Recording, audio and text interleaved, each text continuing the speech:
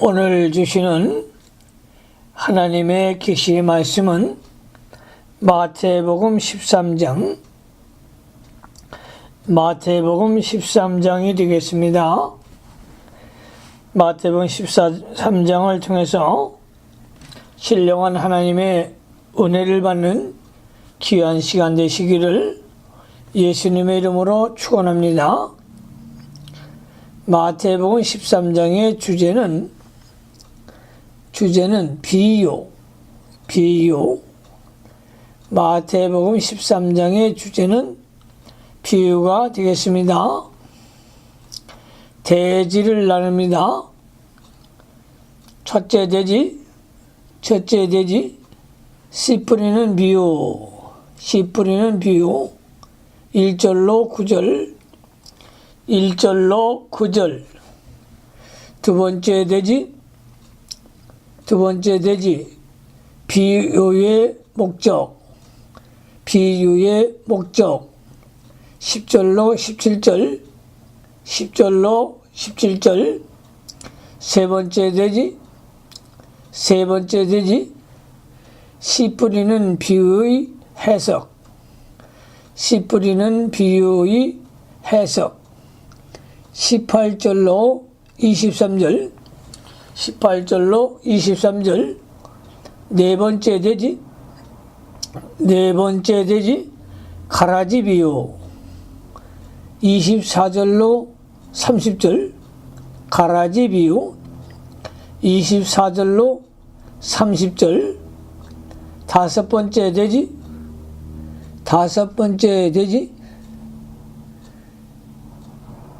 겨자씨 비유, 31절로 32절. 여섯 번째 대지, 누룩 비유, 33절. 일곱 번째 대지, 비유로 말씀하신 이유, 34절로 35절. 비유로 말씀하신 이유, 34절로 35절. 여덟 번째 대지, 가라지 비유와 해석, 36절로 43절. 아홉 번째 대지, 보화 비유, 44절. 열 번째 대지, 진주 비유, 45절로 46절. 열한 번째 대지, 그물 비유, 47절로 50절. 열두 번째 대지, 깨달은 자의 사명, 51절로 52절. 마지막 열세 번째 대지, 예수님이 고향에서 배척받으심, 53절로 58절. 본문을 강해하겠습니다. 첫째 대지, 씨 뿌리는 비유, 1절로 9절. 마태복음 13장 1절 성경을 잘 보시기 바랍니다. 1절로 2절에 그날에 예수께서 집에서 나가서 바닷가에 앉으심에 큰 무리가 그에게로 모여들거늘 예수께서 배에 올라가 앉으시고 온 무리는 해변에 섰더니 예수님이 바닷가에 앉으심에 많은 무리가 모여들었습니다. 그러므로 예수님이 그들을 가르치기 위하여 배에 올라가 앉으시고 무리들은 해변에서 있었습니다. 예수님은 산상보훈을 말씀하실 때에도 앉아서 가르치셨습니다. 3절로 4절로 갑니다. 3절로 4절 예수께서 비유로 여러 가지를 저에게 말씀하여 가라사대 씨를 뿌리는 자가 뿌리러 나가서 뿌릴새 더러는 길가에 떨어짐에 새들이 와서 먹어버렸고 첫째 비유는 씨 뿌리는 비유입니다. 씨 뿌리는 비유입니다. 씨를 뿌린 자는 예수님을 상징합니다. 씨를 뿌린 자는 예수님이십니다. 전도자들은 예수님을 씨를 뿌리는데 수종들은 사람들이며 이용되는 기구들입니다. 씨는 하나님의 말씀입니다. 씨는 하나님의 말씀입니다. 누가복음 8장 11절을 참조하시기 바랍니다. 하나님의 말씀은 생명의 씨입니다. 생명의 씨입니다. 길가에 떨어짐에 말씀을 들으니 마음이 완고하여 믿지 않고 깨닫지 못한다는 뜻입니다. 19절을 참조하시기 바랍니다. 길가 하나님의 말씀을 들어도 마음이 굳어서 받아들이지 못하고 깨닫지 못하는 사람을 가리킵니다. 하나님의 말씀을 들어서 알기는 하지만 마음에는 받아들이지 않으므로 자기와 말씀과는 아무 상관이 없습니다. 그러므로 마귀가 와서 그 말씀을 빼앗아 갑니다. 새들이 와서 먹어버렸고 새는 영적으로 악한 자, 즉 마귀를 상징하고 있습니다. 19절을 참조하시기 바랍니다. 5절로 6절로 갑니다. 더러는 흙이 얕은 돌판에 떨어짐에 흙이 깊지 아니하므로 곧 싹이 나오나 해가 돋은 후에 타져서 뿌리가 없으므로 말랐고 밭은 영적으로 사람의 마음을 가리킵니다. 밭은 영적으로 사람의 마음을 가리킵니다. 돌밭에 뿌리었다는 것은 하나님의 말씀을 들을 때에 즉시로 받아서 일시적으로 기뻐하지만 하나님 말씀 때문에 환난과 핍박이 오고 반대 세력이 생겨 어려운 고통이 들어오면 못 믿겠다고 포기해버리는 사람을 가리킵니다. 또 돌은 완강하게 박힌 인간의 지혜와 세상적인 지식과 전통과 고집 같은 것을 가리킵니다. 이런 것을 내어놓지 않고 말씀을 받아들였으므로 뿌리가 깊이 들어가지 못합니다. 속에 돌이 있고 돌 위에 흙이 얇게 덮여 있어서 떨어진 씨가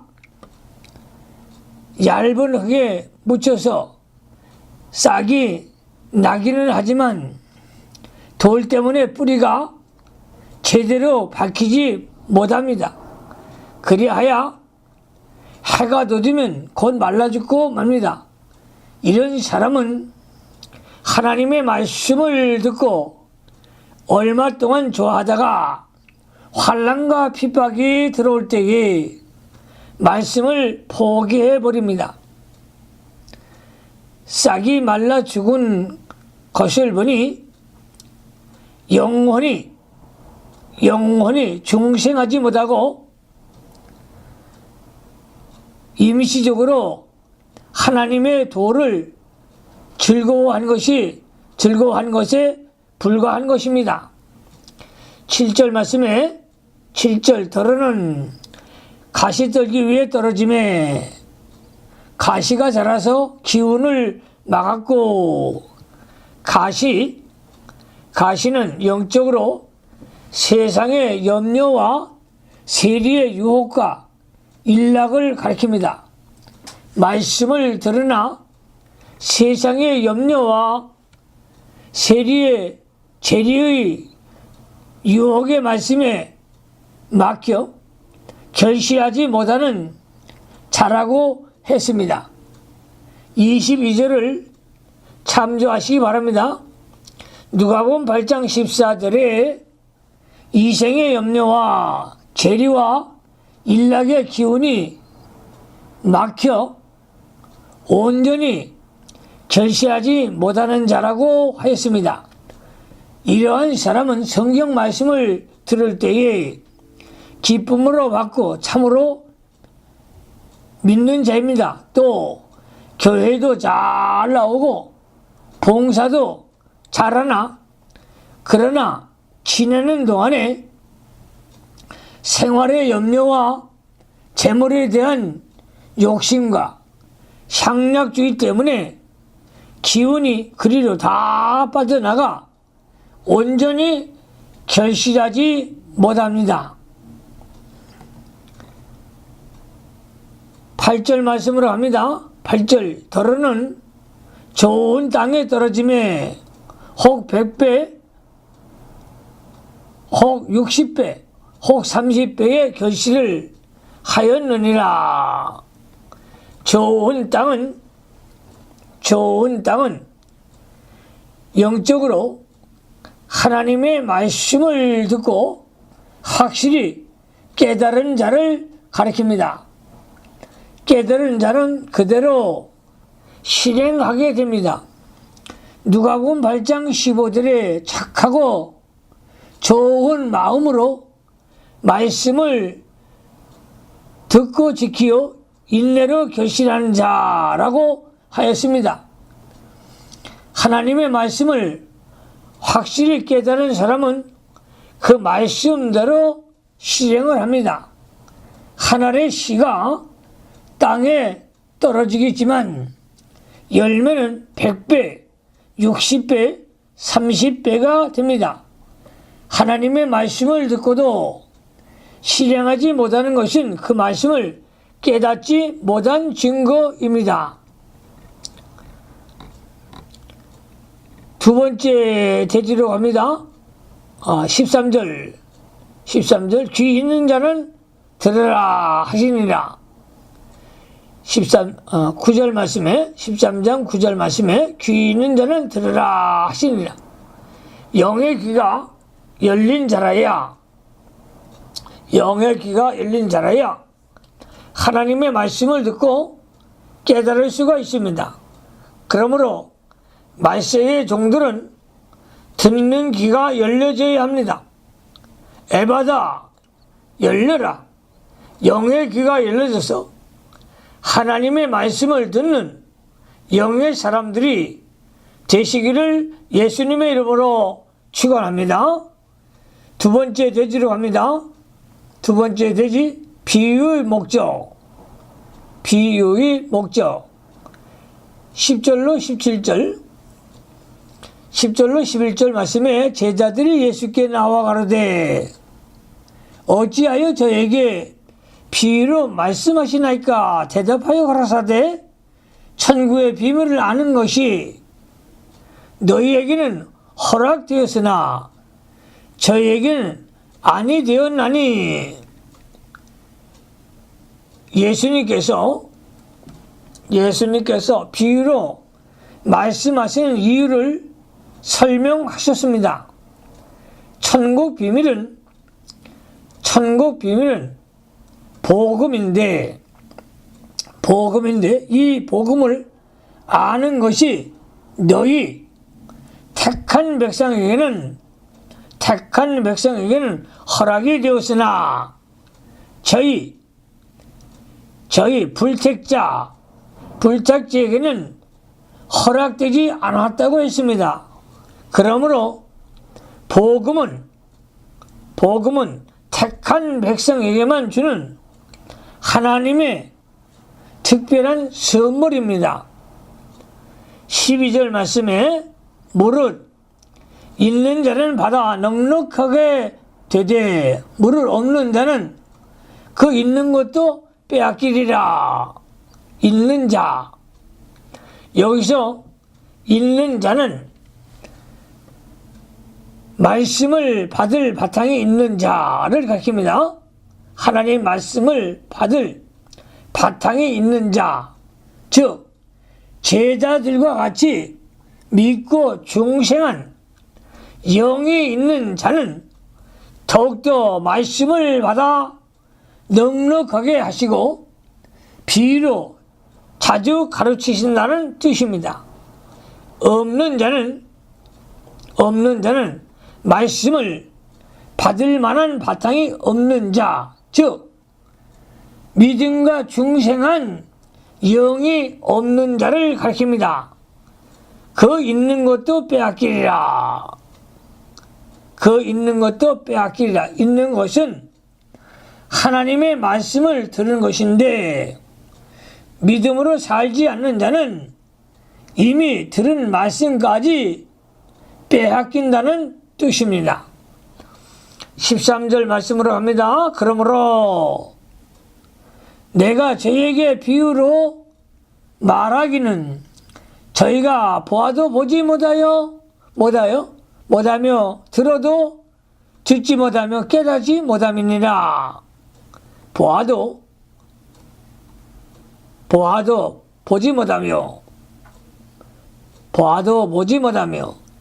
육신의 눈으로는 표면적인 것을 볼 수 있으나 영적 진리의 세계는 보지 못한다는 것입니다. 들어도 듣지 못하며 육신의 귀로 비유의 말씀을 들어도 영의 귀가 없으므로 그 비유의 신령한 뜻을 듣지 못한다는 것입니다. 14절로 15절 이사야의 예언에 저에게 이르렀으되 너희가 듣기는 들어도 깨닫지 못할 것이요 보기는 보아도 알지 못하리라.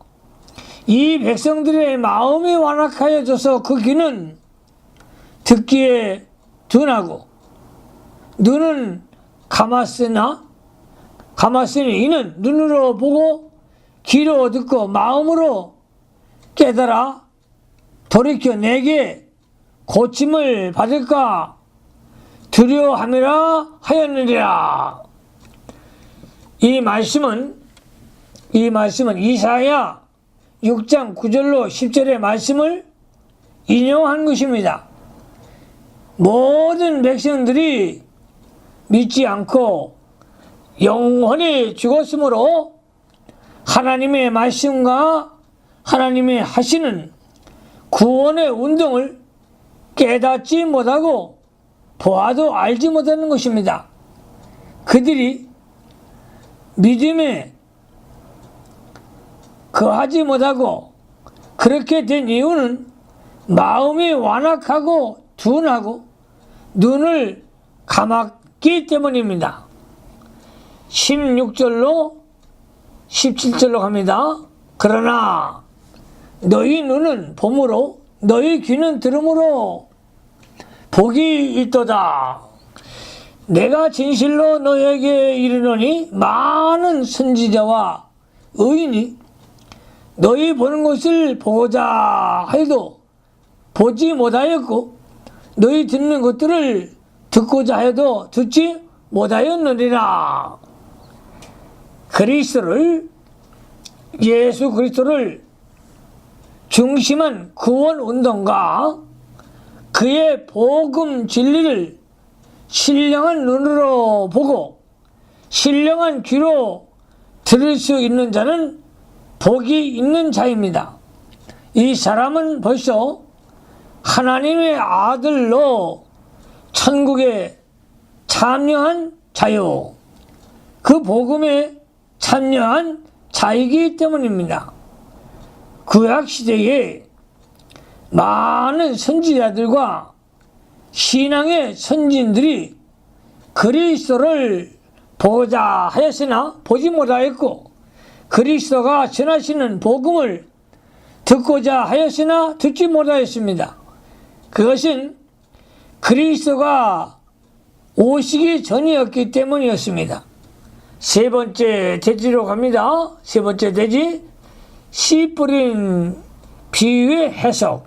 씨 뿌리는 비유의 해석. 18절로 23절, 18절로 23절에 그런즉 씨 뿌리는 비유를 들으나 아무나 천국 말씀을 듣고 깨닫지 못할 때는 악한 자가 와서 그 마음에 뿌리는 것을 빼앗나니 이는 곧 길가에 뿌리운 자요 돌밭에 뿌리었다는 것은 말씀을 듣고 즉시 기쁨으로 받되 그 속에 뿌리가 없어 잠시 견디다가 말씀을 인하여 환난이나 핍박이 일어나는 때에는 곧 넘어지는 자요 가시떨기에 뿌리었다는 것은 말씀을 들으나 세리의 염려와 재리의 유혹에 말씀이 막혀 결시지 못한 자요 좋은 땅에 뿌리었다는 것은 말씀을 듣고 깨닫는 자니 결실하여 혹 100배 혹 60배 혹 30배가 되느니라 하시더라. 이 구절의 내용은 3절로 9절에 기록된 씨 뿌리는 비유의 설명입니다. 여기에 대한 해석은 본장 3절로 9절에 계속적으로 말씀을 강의하고 있습니다. 네 번째 대지로 갑니다. 네 번째 대지, 가라지의 비유. 24절로 30절, 24절로 30절에 예수께서 그들 앞에 또 비유를 베풀어 가라사대 천국은 좋은 씨를 제밭에 뿌리는 사람과 같으니 사람들이 잘 때 그 원수가 와서 곡식 가운데 가라지를 덧뿌리고 갔더니 씨가 나고 결실한 때에 가라지도 보이거늘 집 주인의 종들이 와서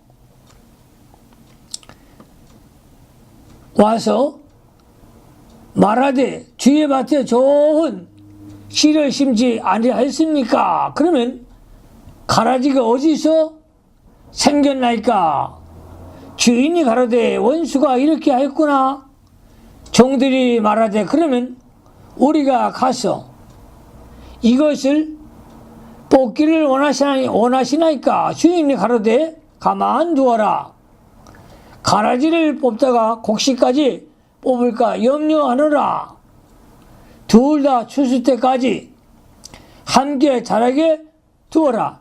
추수 때에 내가 추수꾼들에게 말하기를 가라지는 먼저 거두어 불사르고 단으로 묶고 곡식은 모아 내 곳간에 넣으라 하시니라. 37절을 보면 좋은 씨를 뿌리는 자는 인자 즉 예수님입니다. 밤은 세상이요 좋은 씨는 천국의 아들들 즉 택한 백성이며 가라지는 악한 자들입니다. 38절을 참조하시기 바랍니다. 원수는 마귀요 추수 때는 세상 끝이며 추수꾼은 천사를 상징합니다. 39절을 참조하시기 바랍니다. 여기서 천국은 지상교회를 가리키는 것이며 지상교회는 밭에 좋은 씨를 심은 것과 같습니다.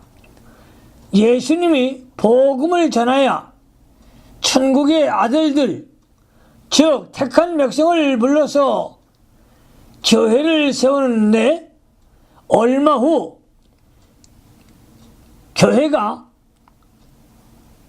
교회가 성장한 다음에 보니 가라지 되는 악한 자 즉 불택자도 교회에 들어와 있게 된 것입니다. 그것은 원수되는 마귀가 그렇게 한 것입니다. 그러므로 순수한 교회 내에 마귀 자식도 섞여 있게 된 것입니다. 예수님이 가룟 유다를 불택자인 줄 알면서도 제자로 택한 것은 후대의 교역자와 교인들 가운데서도 불택자가 섞여 있다는 것을 가르쳐 주고 있는 것입니다. 예수님의 열한 제자는 좋은 씨이고 가룟 유다는 가라지 마귀를 상징합니다. 교회 안에서 곡식도 자라나고 가라지도 자라난다는 것입니다. 가라지는 마귀의 자녀이기 때문에 아무 유익이 없고 해만 끼침으로 뽑아버리지만 곡식은 알곡이므로 추수 때까지 우리 주님께서 그를 인도하시고 보호하신다는 것이죠. 그러므로 교회는 신앙 중심이어야 하고 말씀 안에 믿음 안에 교회가 이루어져야 된다는 것을 말씀하고 있습니다. 그러므로 말세의 종들은 신앙의 열매, 성령의 열매를 주렁주렁 맺으면서 하나님의 교회 운동을, 천국 복음 운동을 증거하는 증인들이 되시기를 예수님의 이름으로 축원합니다. 다섯 번째 대지로 합니다. 가라지 비유 31절로 32절 31절로 32절에 또 비유를 베풀어 가라사대 천국은 마치 사람이 자기 밭에 갔다 심은 겨자씨 하나 같으니 이는 모든 씨보다 작은 것이로되 자란 후에는 나물보다 커서 나무가 되매 공중의 새들이 와서 그 가지에 깃들 이느니라.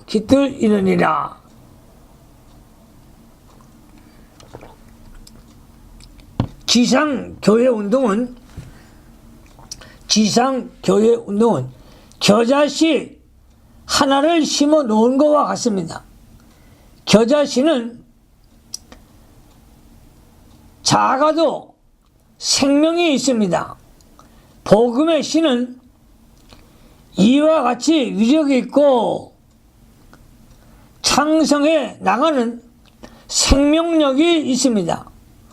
복음의 한 말씀을 미미하고 아무 보잘것 없는 것 같으나 점점 자라서 나무와 같이 커지고 큰 세력이 됩니다. 새들이 와서 그 가지에 깃들을 이르니라. 세상 사람들이 와서 의지하고 살아간다는 뜻입니다. 마가복음 4장 32절에는 공중의 새들이 그 그늘에 깃들인 것만큼 되느니라고 했습니다. 처음에 한 사람이 하나님의 말씀을 들어서 믿는 일을 해 나가면 그 생명이 점점 커지고 믿음이 점점 전진하면서 영혼이 점점 자라나게 되는 것입니다. 그 사람으로 인하여 다른 사람들도 예수를 믿게 되어 영적 생명 운동에 점점 커지게 됩니다. 하나님의 축복을 받게 되면서 세상에 많은 사람들이 예수를 믿게 된다는 것입니다. 6번째 대지로 갑니다. 6번째 대지 누룩의 비유. 33절 말씀에 또 비유로 말씀하시되 천국은 마치 여자가 가루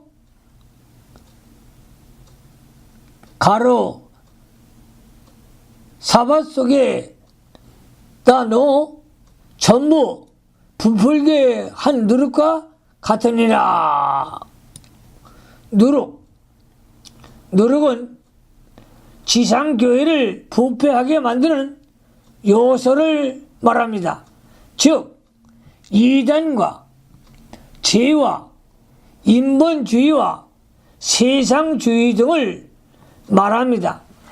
성경에서 이단이나 외식주의를 말할 때에 누룩이라고 비유했습니다. 갈라디아서 5장 9절을 참조하시기 바랍니다.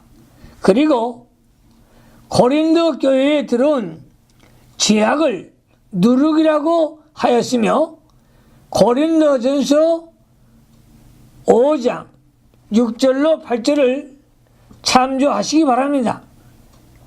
또 바리새인의 잘못된 교훈을 누룩이라고 하였습니다. 마태복음 16장 6절로 12절을 참조하시기 바랍니다.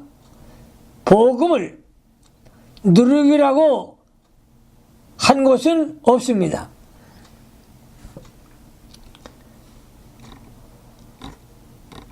일곱 번째 대지로 갑니다. 비유로 말씀하신 이유. 34절로 35절. 예수께서 이 모든 것을 무리에게 비유로 말씀하시고 비유가 아니면 아무것도 말씀하지 아니하셨으니 이는 선지자로 말씀하신 바 내가 입을 열어 비유로 말하고 창세부터 감추인 것들 드러내느라 함을 이루려 하심이니라. 예수께서 이곳에서는 비유로만 말씀하셨습니다. 이는 선지자로 예언하신 시편 72편 2절의 성경을 응하게 하심이었습니다.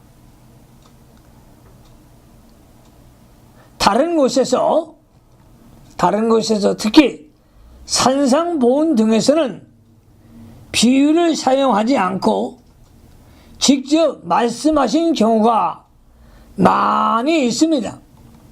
예수님은 성경을 응하게 하시려고 비유로 말씀하시되 창세로부터 감추인 복음을 드러내면서 말씀하셨습니다.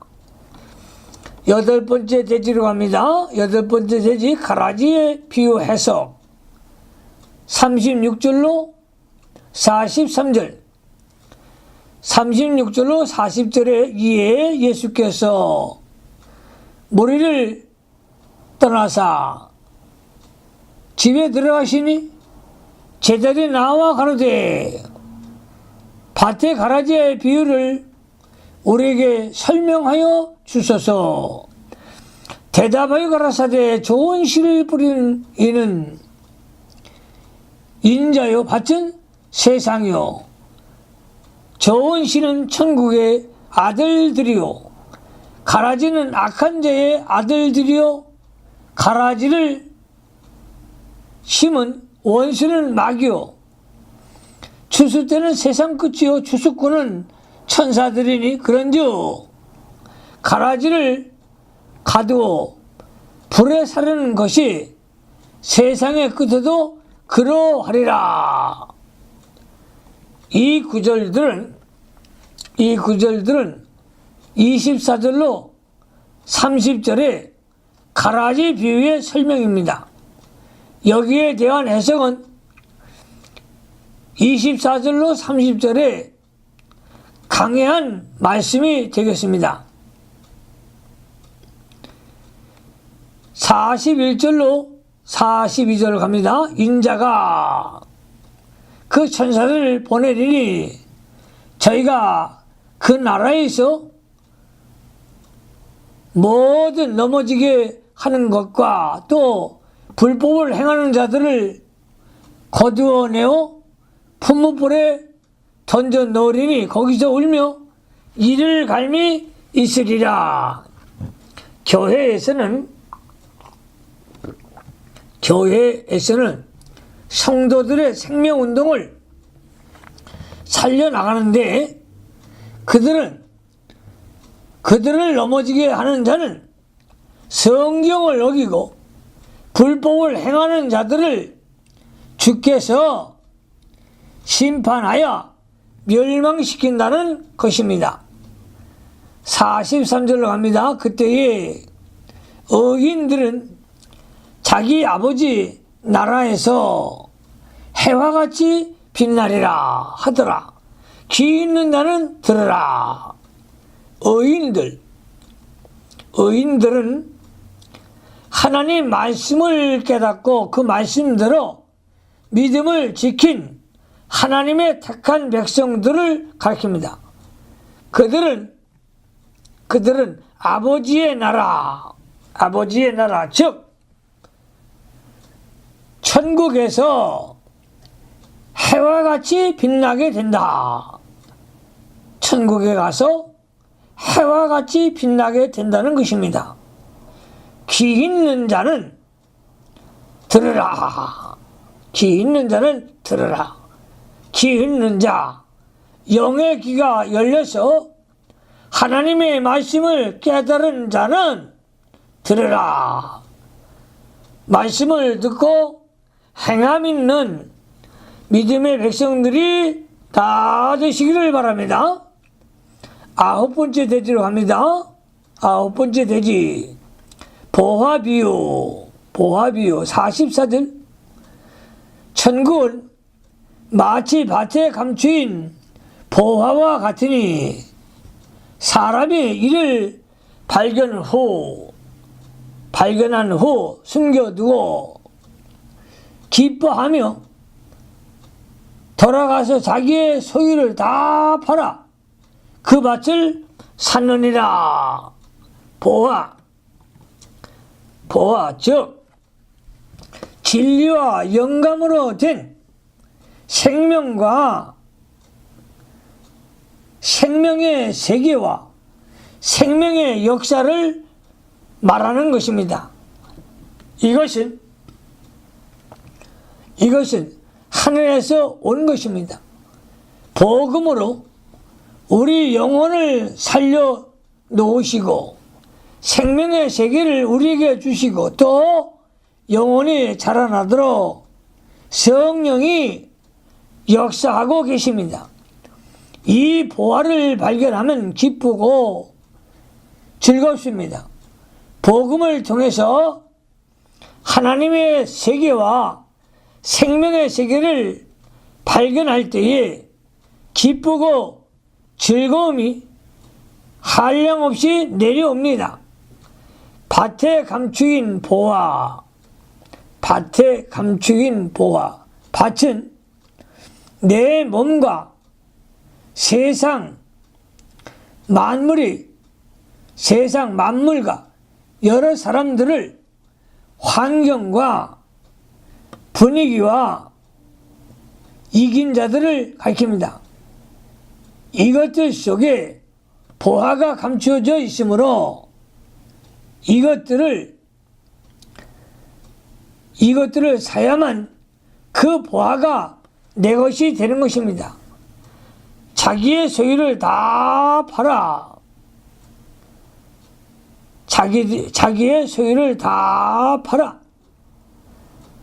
자기를 위해서 살던 거, 다시 말하면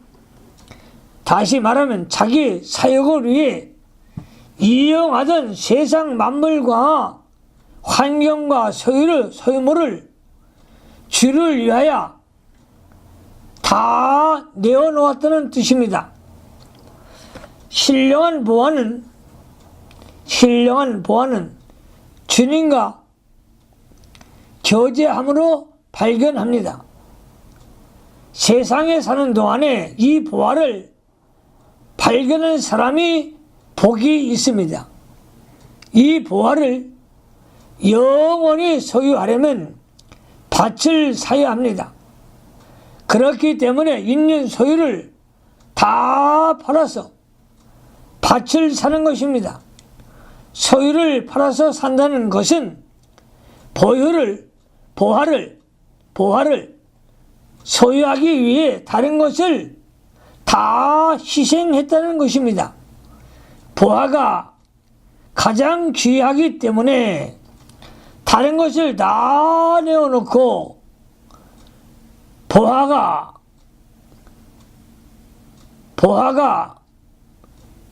귀중한 것입니다. 그러므로 하나님의 영광을 위해 쓰임을 받는 종들이 되시기를 예수님의 이름으로 축원합니다. 10번째 대지로 갑니다. 진주의 비유 45절로 46절. 또 천국은 마치 좋은 진주를 구하는 장사와 같으니 극히 값진 진주 하나를 만남에 가서 자기 소유를 다 팔아 그 진주를 샀느니라. 진주는 영적으로 하나님의 중요한 말씀과 자기에 대한 하나님의 뜻입니다. 진주를 구하는 장사,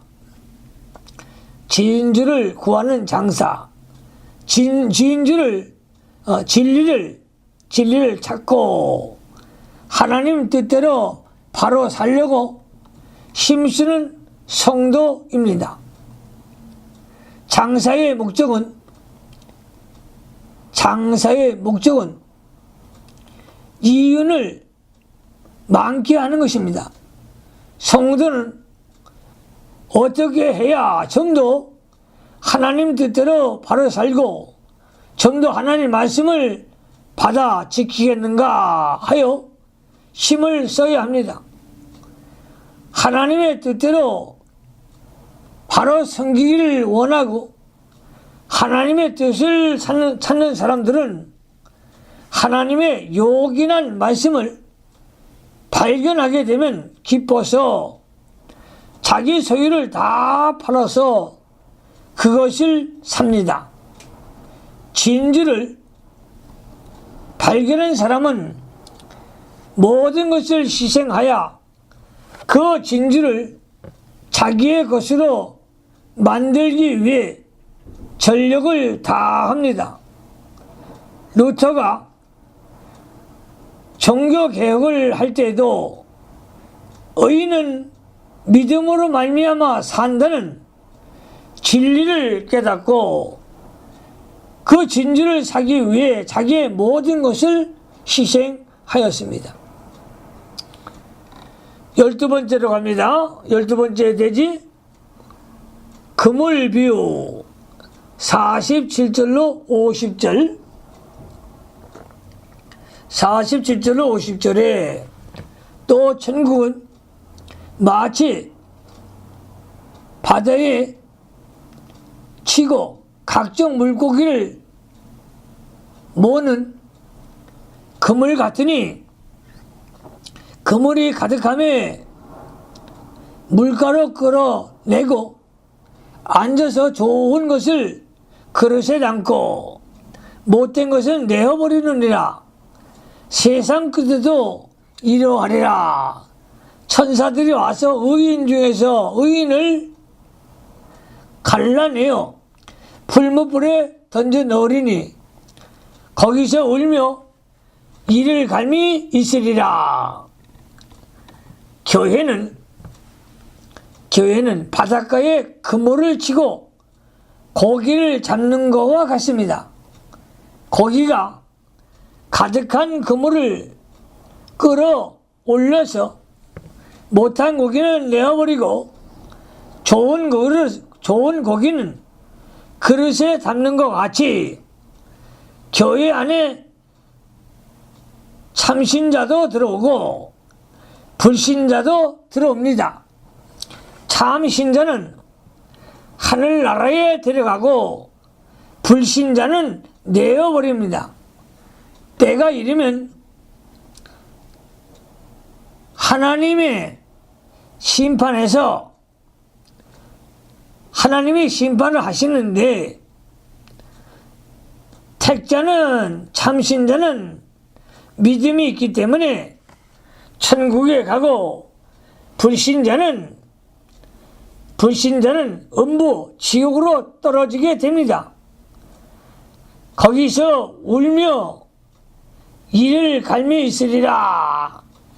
그러므로 예수 잘 믿는 믿음의 성도들이 되어야 합니다. 신앙의 열매를 주렁주렁 맺고 좋은 물고기, 좋은 신자, 참신자가 되어 하늘나라에 가는 복을 받으시기를 바랍니다. 12대지로 갑니다. 12번 12대지 깨달은 자의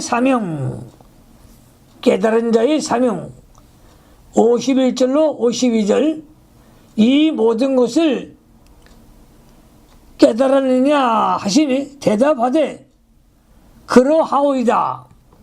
예수께서 가라사대 그러므로 천국에 제자된 서기관마다 마치 새것과 옛것을 그 곳간에서 내오는 집주인과 같으니라. 천국에 제자된 서기관,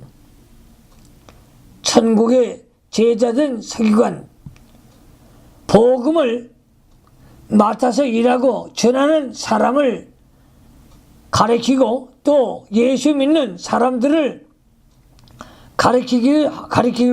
가리키고 있습니다. 하나님 말씀을 전하는 사람은 누구나 서기관의 지위에 있습니다.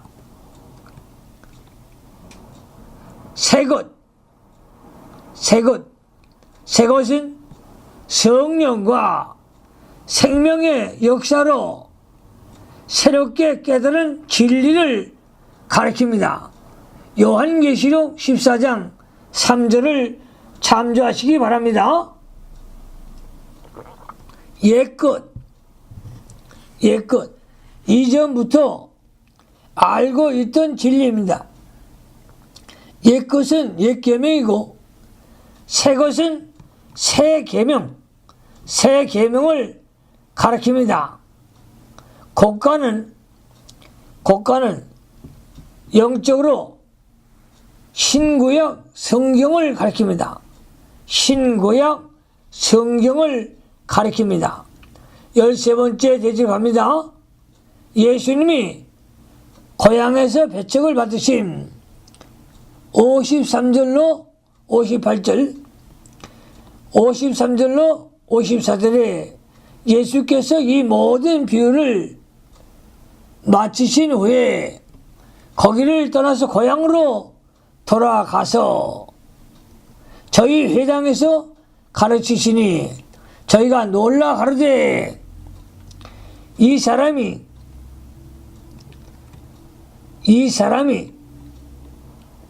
이 지혜와 이런 능력이 어디서 나느뇨? 우리 예수님께서 다시 고향인 가버나움으로 돌아가서 회당에서 가르치셨는데 그 지혜와 능력이 사람들이 다 놀랐습니다. 이때가 그들에게는 믿을 만한 좋은 기회인 것 같습니다. 그러나 예수님을 육신으로만 취급하기 때문에 믿지 못했습니다. 55절로 57절 이는 그 목수의 아들이 아느냐 그 모친은 마리아 그 형제들은 야고보 요셉 시몬 유다라 하지 않느냐 그 너희들은 다 우리와 함께 있지 아니하냐 그런즉 이 사람이 이 모든 것이 어디서 났느냐 하고 예수를 배척한지라 예수께서 저에게 말씀하시되 선지자가 자기 고향과 자기 집 외에서는 존경을 받지